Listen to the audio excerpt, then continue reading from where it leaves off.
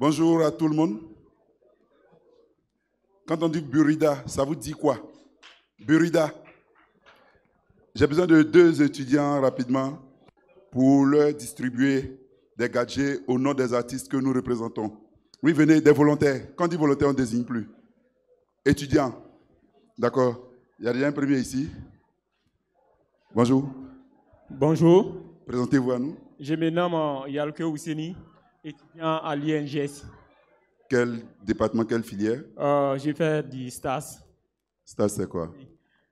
C'est les activités des sciences sportives pour le ministère de l'Éducation nationale. D'accord, super. Dites-nous ce que signifie Burida. Le Burida signifie bureau d'auteur ivoirien. Bon. En fait, logiquement, il n'y a pas de perdants dans notre jeu, hein, mais vous allez vous asseoir. Je vais revenir à vous tout à l'heure. Écoutez bien ce que les autres vont dire. Parce que vous avez maltraité notre nom là, c'est pas bon. Burida signifie quoi? Bonjour d'abord, je suis Saint-Boni Akre-Ouma, étudiant en licence 1 des lettres modernes à l'université Félix Houphouët-Boigny. Bon, j'ai compris. Grand frère, tu vois, bonjour, qu'est-ce que signifie Burida? Dis bonjour d'abord. Burida signifie... Ok, oui, Burida. Le Burida signifie le Bureau ivoirien des droits d'auteur. Bon, en lettres, licence 1. D'accord, comme c'est la première année, on va tolérer. Sachez lire, sachez tricher quand même. Je suis en face de vous. Le logo du Burida est partout. Il y a une coquille quelque part dans votre message. Reprenez. Bon, j'ai dit le Burida signifie le Bureau ivoirien du droit d'auteur. Voilà. Merci. Un t-shirt. Voilà. Le Bureau ivoirien du droit d'auteur. Tanti, bonjour. Comment vous appelez? Je m'appelle Nguessan Charlotte. Nguessan Charlotte. D'accord, merci. Le Burida signifie Bureau ivoirien des droits d'auteur, c'est ça? Oui, c'est ça. Bon, vous voyez, vous ne suivez pas beaucoup à l'école, hein, suivez bien. Le Burida signifie Bureau ivoirien des droits d'auteur, c'est ça? Mais pourquoi vous riez? C'est Bureau ivoirien des droits d'auteur, non? C'est quoi? Merci. Bureau ivoirien du droit d'auteur. Qu'est-ce que le Burida fait? On vous donne une autre chance. Qu'est-ce que vous savez du Burida? Qu'est-ce que le Burida fait? C'est moi, je sais. Vous ne savez rien du Burida. Tcha! Aïe, aïe, aïe. Vous n'avez jamais entendu Burida? Bon, j'ai une fois entendu. Bon, qui veut l'aider? Bon, ok. Quelqu'un, non, pas maman, pas les artistes. Nous sommes les élèves d'abord. Oui, venez. Bon, en attendant qu'il arrive, dites-nous ce que signifie Burida, la signification. Burida signifie Bureau ivoirien du droit d'auteur. D'accord. Donc, vous avez la chance de rester là et puis il va vous aider pour qu'on puisse avoir quelque chose pour vous. Présentez-vous, monsieur. D'accord. Je suis Koulibaly Ngoula Adama, étudiant en Master 1 en archivistique à l'UNSAC.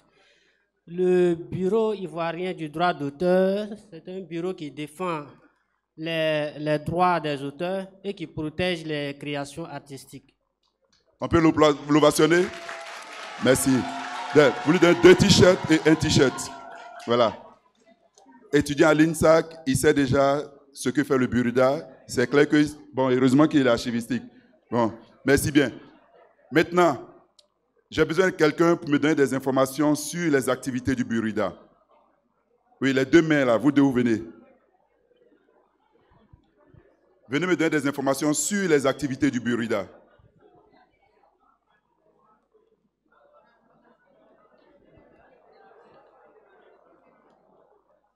Oui, monsieur, bonjour, présentez-vous. Bonjour à tous. Je me présente Traoré Abdoulaye, étudiant en master de philosophie à l'université Félix Houphouët-Boigny-Korodi. Bon, voilà, un philosophe est arrivé, on va parler. On peut parler sans faire philosophie, non? Ne vous inquiétez pas. D'accord, merci. Donnez-nous quelques informations sur les activités du Burida que vous savez. D'abord, il faut savoir qu'au niveau du Burida, qui est... Écoutez, s'il vous plaît, écoutez ce qu'il dit, parce que de son message, on va vous poser des questions. Et il y a des lots à gagner toujours. On ne paye pas avec le Burida, ok? Au niveau du Burida, qui est d'abord géré par M. Karim Ouattara, le Burida se charge d'abord de la restructuration des œuvres artistiques et le Burida essaie et de rentrer en contact aussi avec les artistes afin de mieux les promouvoir auprès des festivaliers et aussi des carnavaliers. Et lorsque le Burida finit cela, le Burida se charge aussi de mieux distribuer le gain des artistes auprès même des premiers acteurs, c'est-à-dire ceux qui contribuent d'abord à la production artistique, c'est-à-dire les producteurs, les managers et tout ce qui va avec. Et bon, je vais m'arrêter là, on ne va pas philosopher. Non, vous voyez, je vous ai dit, affaire des philosophes là, c'est comme ça. Il pourrait dire la chose simplement, mais dans ce qu'il a dit, il y a beaucoup d'informations. Vous avez parlé de redistribuer. Bon, mais la redistribution, c'est la fin de l'activité. On commence par quoi avant de redistribuer? Ne partez pas. D'accord. Merci. Je suis Dognon Abba Fabrice, coordinateur de la communauté Yo et Potanyama. Je suis étudiant en sciences économiques et gestion à l'université Félix Faure-Boigny. Par ailleurs, entrepreneur social. D'accord. Et le bureau ivoirien du droit d'auteur, déjà, comme il a eu à le dire, c'est cette instance-là qui gère, n'est-ce pas, tout ce qui relève de l'intellect personnel. Ça ne concerne pas que les artistes, il y va aussi de tout un chacun. Tout ce qui relève de l'intellect de tout un chacun peut être protégé. Et pour faire un additif à ce qu'il vient de dire, le Burida prélève, je crois, 5 000 francs pour tout événement où la musique serait jouée dans un baptême et 30 000 francs pour tous les événements de mariage. Cet argent-là qui est prélevé à toutes ces personnes qui sont dans les cérémonies vont être déjà redistribués, comme il a eu à le dire, aux différents artistes dont on a l'habitude d'entendre un peu partout. C'était ma partition. On peut les ovationner. Vous voyez, on dit l'union fait la force. Lui, il a commencé, mais il a donné le message final, le rôle du Burida, parce que lui, s'il est artiste, on sait qu'on aura affaire à lui. Je sais qu'il va rejoindre quelqu'un que je vois dans la salle ici. Suivez mon regard. La fin, c'est recevoir l'argent. Et heureusement que son frère est venu dire ce qu'il faut d'abord faire. Il faut que le Burida puisse d'abord collecter les droits avant de les reverser. Sans collecte de droits, il n'y a pas l'argent pour les artistes. Donc, mais il y a encore un autre petit truc qui est important. Ça, c'est un peu technique, c'est administratif. Mais retenez que le rôle du Burida, c'est de collecter les droits d'auteur partout où il y a exploitation des œuvres des artistes. Et j'ai besoin que quelqu'un vienne me citer, donne-le un t-shirt.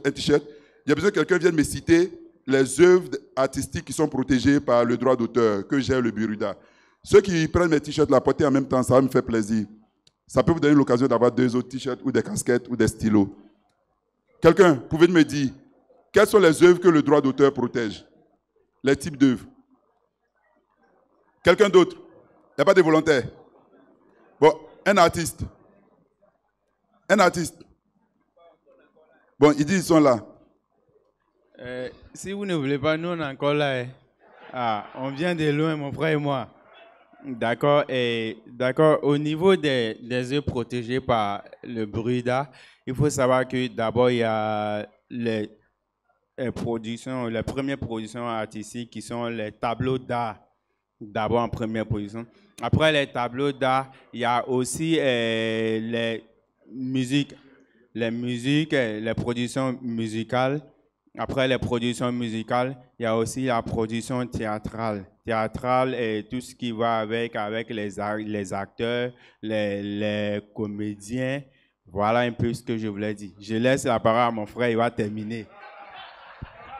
Merci.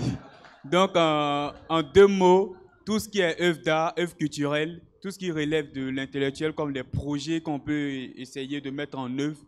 Lorsque vous allez, avant d'aller vers des investisseurs, un partenaire quelconque, il faut penser déjà à sécuriser ton projet pour ne pas que demain tu dises qu'ils t'ont volé ton projet. Donc, songez-y. Merci. Bon, d'accord. Lui, il est venu faire philosophie à votre place. Monsieur le gestionnaire, d'accord. Et il a donné une information sur laquelle je voudrais insister. Je disais tout à l'heure, les œuvres qui sont gérées par le Burida. Les œuvres gérées par le Burida sont les œuvres littéraires et artistiques. Et il y a 5 grandes catégories. Il a cité 3. Il a parlé des arts plastiques et graphiques. Il a parlé de l'audiovisuel et de la musique. Non, il n'a pas parlé de l'audiovisuel. Il a parlé du spectacle vivant. Voilà, spectacle vivant. Et musique et plastique. À côté de cela, il y a encore 2 autres. Il y a la littérature et l'audiovisuel. Ce sont les 5 grandes catégories que le Burida gère. Et toutes ces catégories d'œuvres sont protégées par la loi. Protégées par la loi. Dès la création par l'artiste. Et le monsieur, comme il est en train de le dire, quand vous avez créé ces œuvres-là, en attendant d'avoir les investissements pour les mettre, pour les publier, il est bon de pouvoir les faire enregistrer à votre nom. Et le Burida le fait. On appelle ça un enregistrement d'œuvre inédite. C'est-à-dire l'œuvre n'est pas encore publiée. Vous pouvez venir au Burida. Ils vont reconnaître qu'aujourd'hui, là, le monsieur est venu déposer ce titre-là, le texte qu'il a écrit. Il veut faire sortir sa musique. Il n'a pas encore de producteur. Il a enregistré ça au Burida en son nom à cette date. S'il y a un souci, demain, le Burida dira, voici effectivement, à telle date, il est venu déposer chez nous. Donc, c'est important à savoir. Bien, donnez-leur encore des t-shirts et puis ils vont aller. Voilà. Quelqu'un d'autre? Il a parlé de mariage, anniversaire, baptême. Et je vous remercie pour les tarifs que vous avez donnés. C'est bien ça. La loi sur le droit d'auteur est très claire et très simple. Ce que le Burida met en application, c'est écrit dans la loi. Quand vous avez des œuvres que vous avez acquises légalement et que vous voulez les jouer, tant que c'est chez vous, à la maison, dans un cercle de famille, il n'y a pas d'autorisation à prendre avec le Burida. Je suis à la maison, monsieur, madame, enfant, on regarde la télé, le Burida ne vous posera pas de questions. Mais vous sortez de votre maison, vous mettez votre télé devant la cour, vous mettez une bâche, vous dites, nous, on se sent plus à l'aise dehors et on aime quand le quartier est avec nous, on regarde la télé. Vous allez payer droit d'auteur. C'est la loi qui dit, tant que ce n'est pas dans un cercle familial et que c'est dans un espace qui peut accueillir un public. À partir de cet instant, nous, agents du Burida, on applique la loi comme des robots. On dit que c'est dans un espace qui peut accueillir un public. Ici, c'est quel type d'espace? Ça accueille un public. Voilà pourquoi est-ce qu'à Salfo et les magiciens ont payé des droits d'auteur pour l'organisation FEMUA. Parce que ce n'est pas à la maison d'Assalfo qu'il fait des rencontres pour former les gens. Il est dans un espace qui peut accueillir un public. Et donc, nous, on applique ça à la lettre pour dire, on vous trouve dans des funérailles. Est-ce qu'on doit prendre de l'argent avec vous? Funérailles à la place Figayo. On a le droit de prendre? Vous faites mariage à la place Figayo. On a le droit d'encaisser? Vous avez votre salon de vente de mèches ou de perruques ou de rouge à lèvres. Ou, en cas, peut-être là-bas, même on coupe tête. En cas, nous, on ne sait pas ce qu'on fait là-bas. Mais vous mettez une télé ou bien vous jouez la musique dedans. On a le droit de prendre ou pas. Donc, ne dites pas, comme ils ont cité, quand les gens du Burida, ils ont cité kiosques, boutiques, et puis ils n'ont pas cité pour moi là. Je ne suis pas concerné. Non. C'est un espace qui peut accueillir un public, qui est ouvert au public. Vous mettez une télé, vous mettez une radio. En tout cas, un support qui permet d'exécuter les œuvres des artistes. Vous devez prendre une autorisation auprès de ces créateurs. Et ces créateurs ont donné plein mandat au Burida pour gérer leurs droits. Comme l'a dit le frère tout à l'heure, c'est quand vous payez, on récupère, on le leur verse. Et quand on verse à ces artistes, comment on fait pour savoir qui aura 1000 francs, qui aura 10 000? C'est au départ où j'ai dit il y a un aspect administratif. Tout artiste qui a son œuvre doit d'abord passer au Burida, déclarer son œuvre. C'est la première étape. Il déclare son œuvre, c'est-à-dire il met une identité sur l'œuvre. Qui est l'arrangeur pour la musique? Qui est le compositeur? Qui a écrit le texte? Qui sont les interprètes? C'est important. Et les parts sont définies. À partir de là, l'argent qu'on perçoit, au final, on saura qui a quel pourcentage sur l'argent perçu. En audiovisuel, c'est pareil. Qui est le réalisateur? Qui est le scénariste? Qui est le metteur en scène? Tout ça, on en tient compte. Donc, j'ai fini de parler. Je veux donner encore des t-shirts à des personnes. C'est ce que j'ai dit là, c'est ce que je vais demander. Pour voir si vous avez bien suivi. Qui veut? T-shirt, stylo, casquette. Ok, venez. Mais pourquoi c'est-tu les mêmes? Non, non, non. Mais vous l'avez... Oui, j'ai vu une nouvelle mail là, une dame. Devant ici. Venez. Donnez les questions faciles.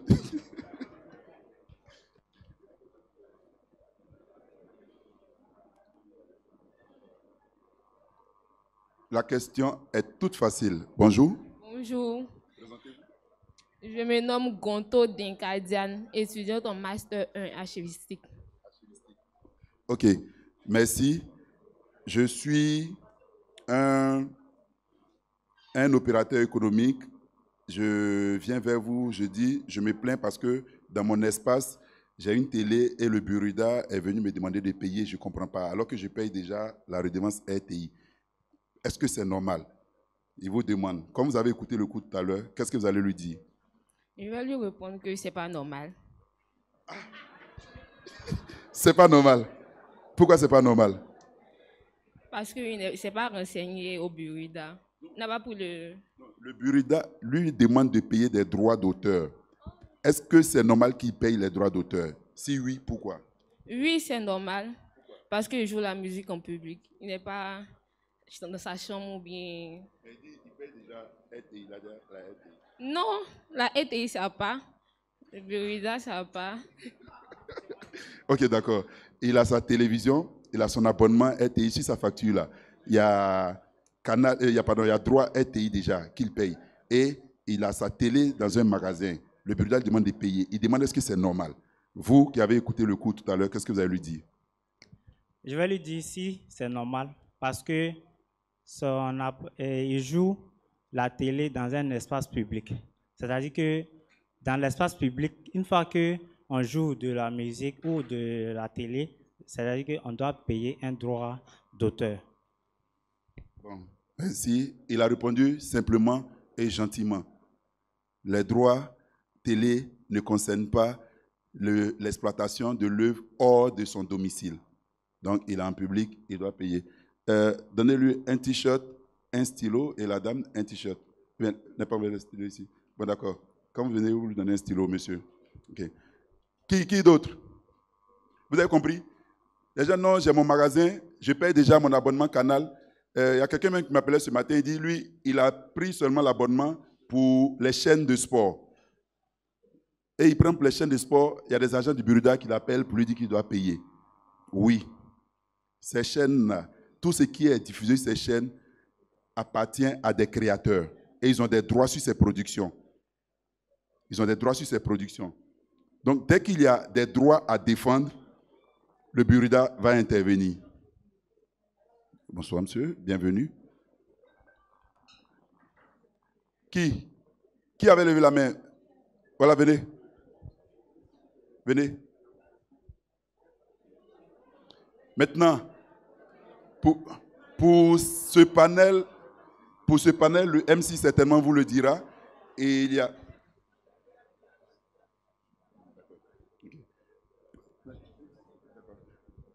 Hey, il a dit, vous, venez. Ah, vous, venez. J'ai mis au pluriel. Bon, c'est pas bien grave. J'ai parlé du monsieur, mais c'est pas bien grave. Vous êtes venu, vous restez là. Ok, quel est le message que vous avez bien retenu, que vous voulez partager avec les autres? Ou bien, qu'est-ce que vous n'avez pas bien compris dans ce que nous avons expliqué? Bon, ce que je n'ai pas bien saisi, c'est le droit qu'on doit payer pour le Burida.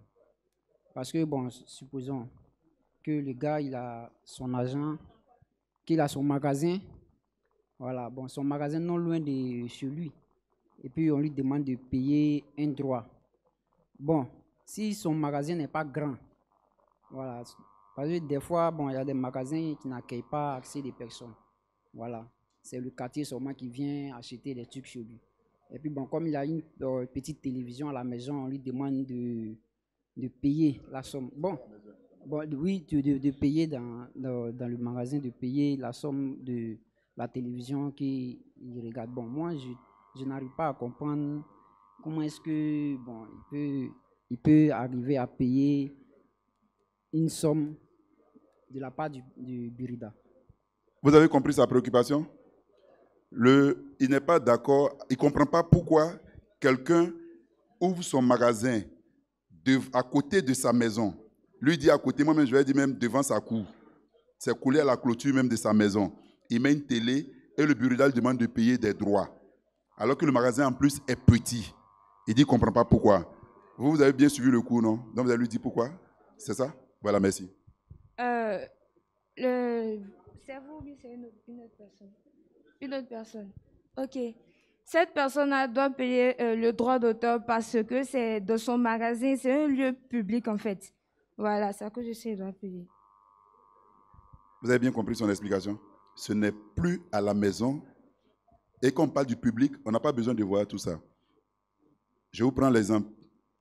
Les hôtels doivent payer ou pas? Une chambre d'hôtel, quand on dit public, ce n'est pas 10 personnes.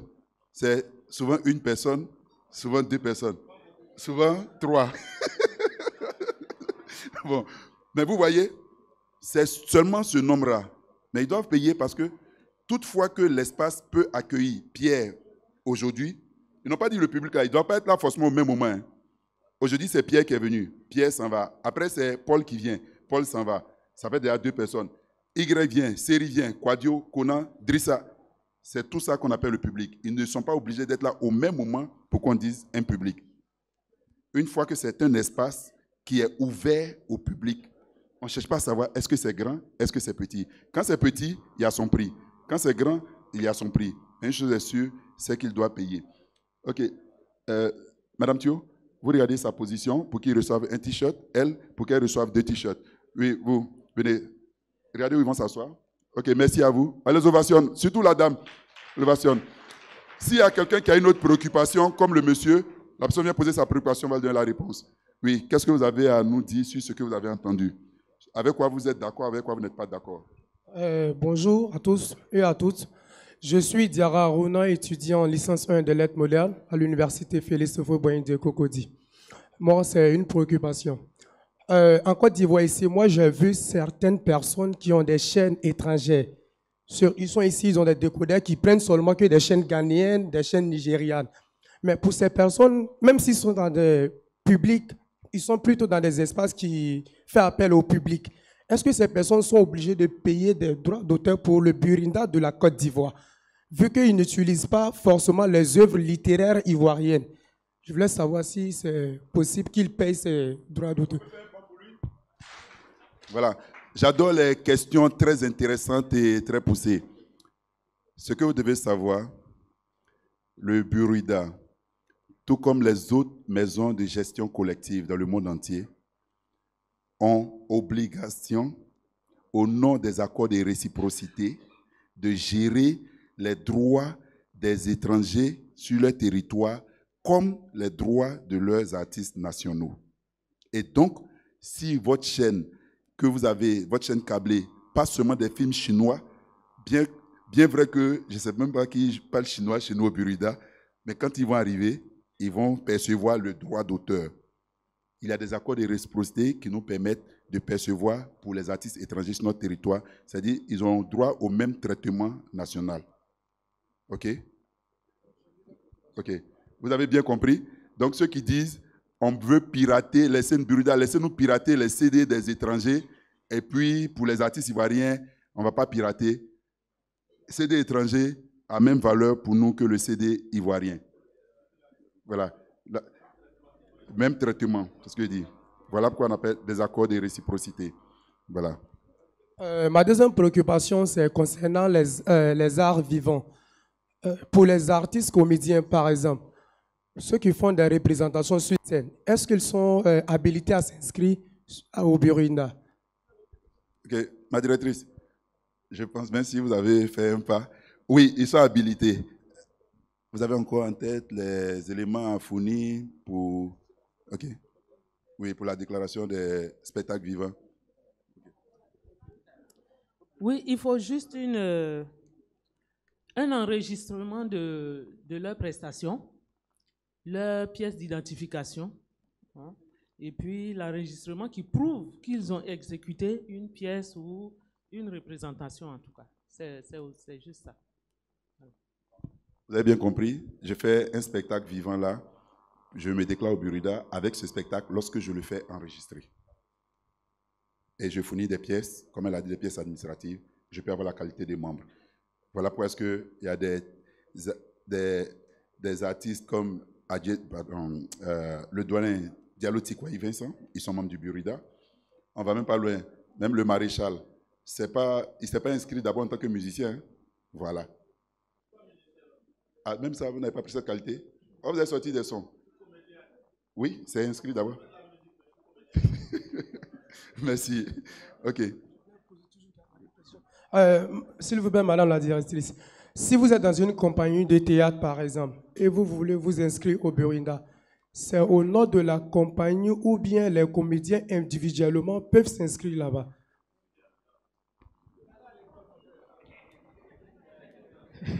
Il pose vraiment de très belles questions. Le droit d'auteur est individuel d'abord. Voilà, donc les groupes ou les compagnies peuvent déposer des dossiers, mais même quand un dossier est déposé au nom de la compagnie, chaque membre de la compagnie, en tout cas auteur ou interprète, fait son dossier individuellement. Comprenez? Voilà.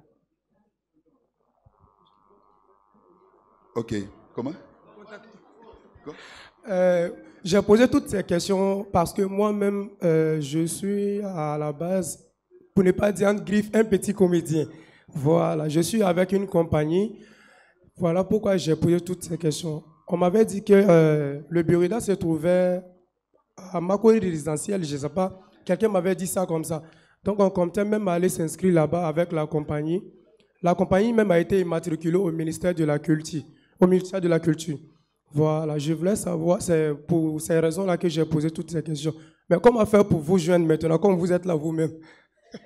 Ok, merci. À Makori, comme vous êtes derrière l'eau ici, sans quoi le Burida est un peu partout à Abidjan. Derrière l'eau, nous avons un bureau à Makori au sein de la Madone.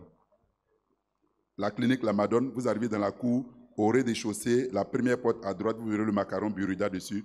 Nos services sont là. Ils vont vous donner toutes les fiches à remplir et vous donner toutes les formalités à suivre. Ceux qui sont aussi un peu plus au-delà de Makori, on a une autre représentation à Port-Boué, au marché de Port-Boué, au-dessus du supermarché King Cash, aux environs du commissariat. On vient un peu au centre, à Cocody, terminus 81, en face du supermarché Cache Ivoire. À Bobo, Samake. Yopougon, ancien lavage. Saint-André. L'immeuble Canal Horizon. Nos bureaux sont là. Le siège est au Vallon, au niveau, la rue Bernard Dadier, au niveau du restaurant Nuit de Saïgon. Il est en réfection et donc fermé pour le moment. Et c'est dans ces points que j'ai cités que vous pouvez nous trouver en dehors du siège. Et sur notre site internet aussi, vous pouvez poser vos préoccupations, www.buridaci.com. Vous posez vos préoccupations, vous allez avoir toutes les informations là-bas. Sur notre page Facebook également, Burida officiel. Twitter, Burida officiel. Instagram, Burida officiel. Monsieur, c'est vous? Non, ils sont avec nous. On va prendre les autres d'abord. Oui, venez. Ah, d'accord. Oui, les déclarations se font aussi en ligne.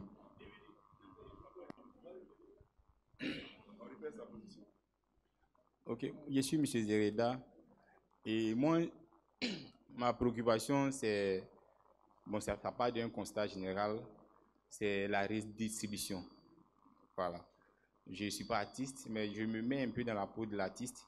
Parce qu'aujourd'hui, on constate qu'il y a des... Je salue d'abord la nouvelle équipe du Burida parce que toutes ces réformes, elles sont nouvelles, des collègues de fonds. C'est des réformes qui sont nouvelles.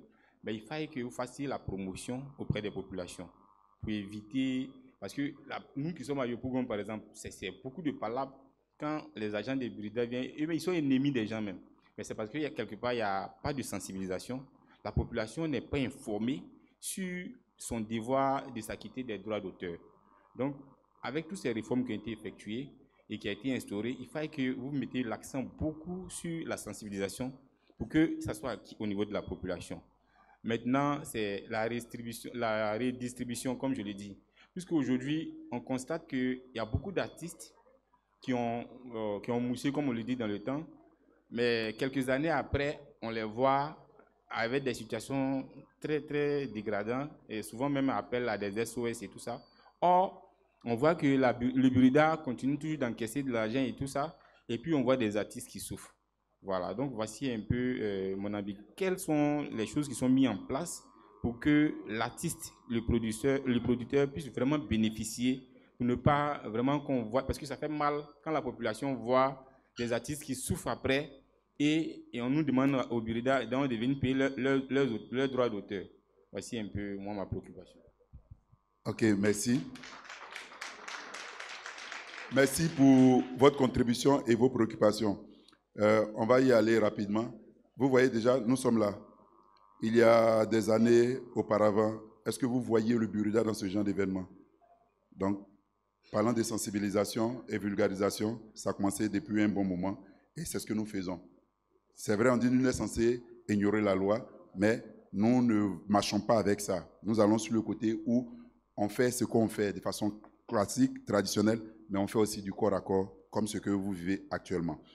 Et donc, vous parlez de redistribution. Vous-même, dans votre exemple, vous disiez, on voit des artistes qui ont moussé, et puis quelques années plus tard, quand ils ne moussent plus, et puis on voit... Mais la directrice de la répartition est là. Elle va vous expliquer le processus, rapidement, le processus de répartition. Mais avant ça, c'est pour dire comment ça fonctionne, le rôle du Burida. C'est comme un gérant d'une opération immobilière. Vous êtes gérant de maison. Vous avez 2 immeubles qui appartiennent à 2 propriétaires différents. Il y a un immeuble de 100 appartements pour le propriétaire A. Un immeuble de 200 appartements pour le propriétaire B. Le propriétaire A, ils ont loué tous ces appartements. Ces appartements sont à 300 000 francs le mois. Le propriétaire B, qui a 200 appartements, ils n'ont loué que 3 appartements sur les 200. Mais à la fin du mois, quand vous allez repartir vers les différents propriétaires, A et B n'auront pas les mêmes ressources. C'est clair ou pas? Le propriétaire A n'aura pas la même chose que le propriétaire B. C'est pareil pour les œuvres de l'esprit. Quand nous allons percevoir les droits dans un espace, quand ils payent, il y a un programme qui suit l'argent qu'on doit répartir.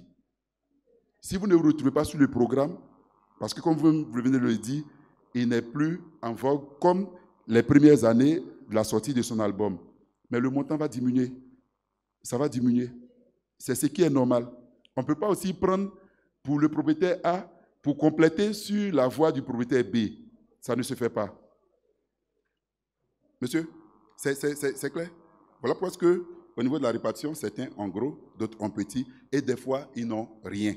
C'est pareil partout. Ce n'est pas le Burida qui l'a inventé. C'est pareil partout où on gère le droit d'auteur. Que ce soit la SACEM, que ce soit BBDA, que ce soit, je ne sais, partout. C'est pareil. C'est pareil. Maintenant, comment ça se passe, la répartition dont je parlais? On considère que le Burida a perçu 100 000 francs de votre activité que vous organisez. Les 100 000, quand on prend les frais de gestion, je considère même qu'on a pris les frais de gestion, il reste 100 000. Vous donnez une liste d'œuvres qui ont été exécutées. La répartition fait quoi d'abord? Le nombre de titres, si c'est la musique, le nombre de titres qui ont été joués, on impacte ça sur les 100 000. Donc, à supposer qu'on a 1000 titres qui ont été joués pour le mois, puisque c'est 100 000 par mois, 1000 titres.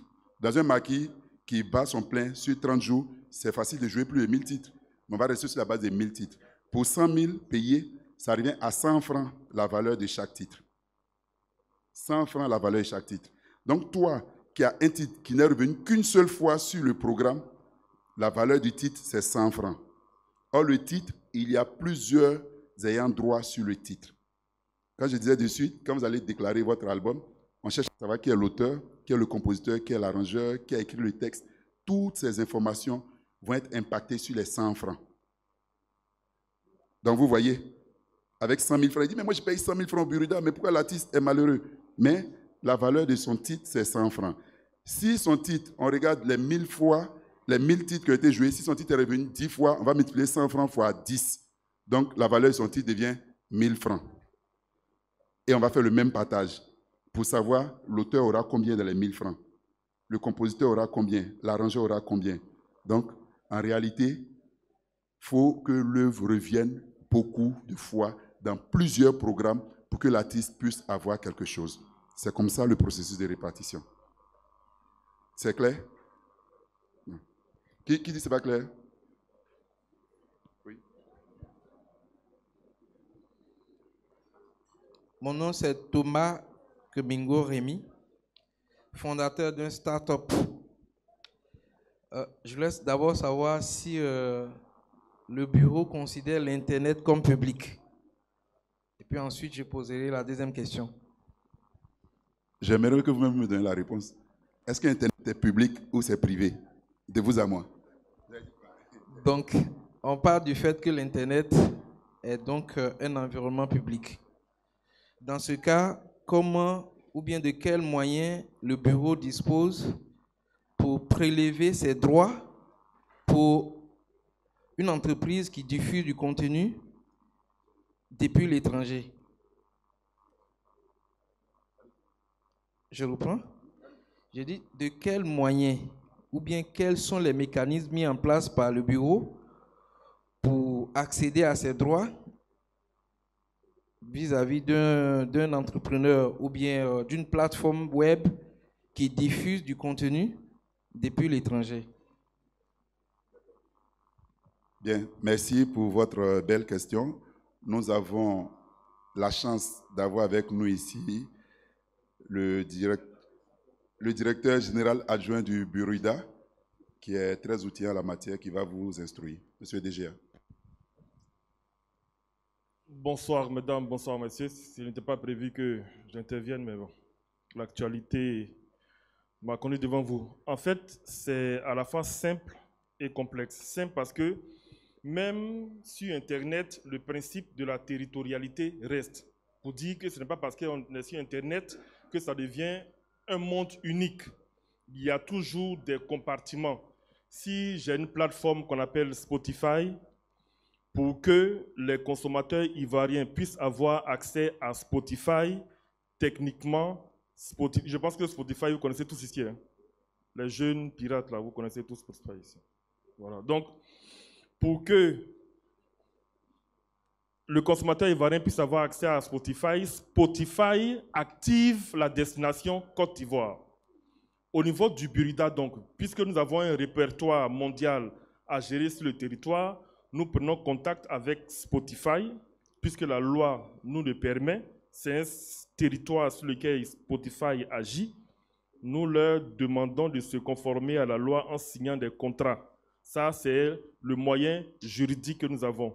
Techniquement, avec la ACA, il y a un processus qui est en cours et j'espère qu'il va avoir son aboutissement très bientôt, qui va nous permettre, avec l'aide des fournisseurs d'accès Internet, de pouvoir bloquer l'accès de tous ceux qui diffusent des œuvres sur le territoire ivoirien ou offrent des œuvres à des services par le moyen des services de téléchargement et qui ne voudraient pas respecter la loi. Donc, moyens juridiques et moyens techniques pour contraindre. Aujourd'hui, il y a un certain nombre d'opérateurs du net qui s'acquittent, mais il faut reconnaître que les gros bonnets comme YouTube, Facebook, Dailymotion ne s'acquittent pas encore de la redevance, mais c'est une question de mois, puisque avec le partenariat que nous sommes en train de nouer avec la ACA, nous aurons plus de moyens techniques pour les contraindre.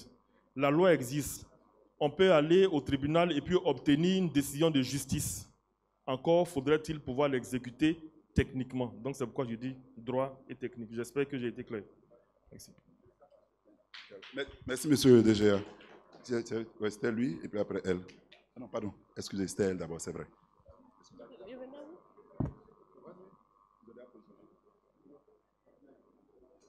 Bonsoir, je suis mademoiselle Priscilla Bourou, étudiante en Master 1 en logistique.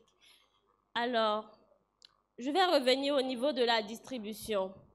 Vous avez dit que c'est en fonction des titres et du dispatching des titres que les sommes sont affectées aux artistes.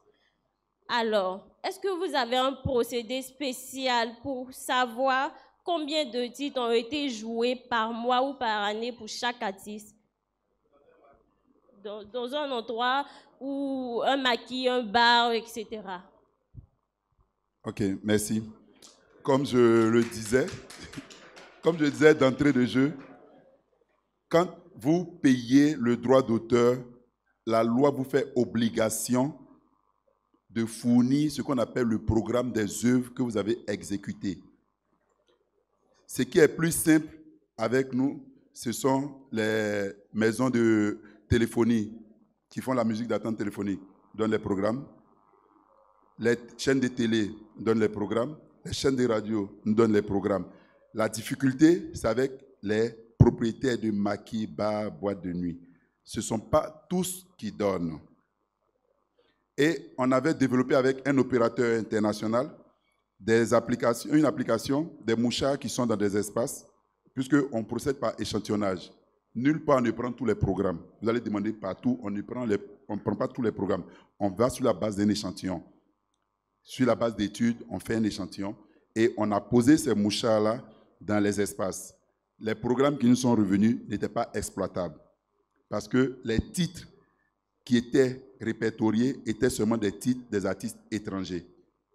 Les artistes ivoiriens avaient des titres où c'était marqué piste 1, track 1, anneau, piste, anneau, 1, 2. Pourquoi? Parce qu'il y avait des codes d'identification uniques qui n'avaient pas été mis dans le morceau au moment du mastering. Et nous avons lutté, négocié pour avoir l'autorisation, cet agrément de le faire. Les producteurs ont été informés de ce que désormais, pour pouvoir faire masteriser leur titre, ils devraient venir prendre des codes d'identification. Donc, ce système, on a dû l'abandonner et compter sur la bonne foi, comme le demande la loi des propriétaires de maquis ou de celui qui organise un mariage. Quand il paye, c'est lui qui doit fournir le programme. Donc, voici comment ça fonctionne, Miss. Oui. Oui, on va aller chez quelqu'un d'autre d'abord. C'est une relation. Donc, ce que je comprends, c'est que depuis tout ce temps, les personnes qui devaient être payées par leurs droits n'ont pas été payées correctement parce que tous les droits ne sont pas enregistrés. Je vous ai dit qu'on a abandonné ce système pour rester sur le mode classique qui est de recevoir les programmes des maquis, des propriétaires eux-mêmes.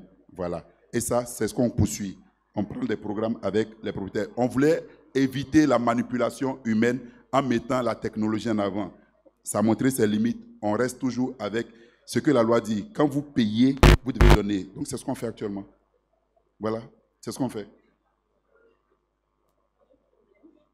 Mais votre problème, c'est lequel? Il y a un problème parce que si les gérants ne donnent pas le programme exact, les gens n'auront pas ce qu'ils méritent.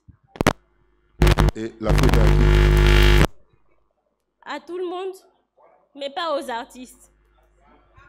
Justement. Oui.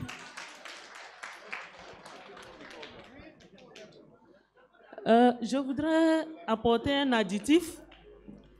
C'est que toutes les sociétés de gestion collective, comme le Burida, toutes les sociétés de gestion collective comme le Burida sont dotées de règlements. Autant il existe des règlements de perception, il existe des règlements de répartition, Miss, vous m'écoutez, qui déterminent à l'avance comment gérer ce genre de cas. Parce qu'il y a des grandes sociétés qui répartissent à, on va dire, 90% sur les programmes, mais il y a toujours un pourcentage où on est obligé d'utiliser l'échantillonnage. Vous comprenez? Voilà. Et chez nous, le règlement de répartition a déterminé d'office quel programme il faut utiliser pour faire la répartition de ce type de montant perçu. Vous comprenez? Voilà. C'est ce que je voulais ajouter. Donc, c'est toujours réparti quand même. Bien, merci à vous. On aura une autre occasion. Les panélistes sont là. On va passer le micro.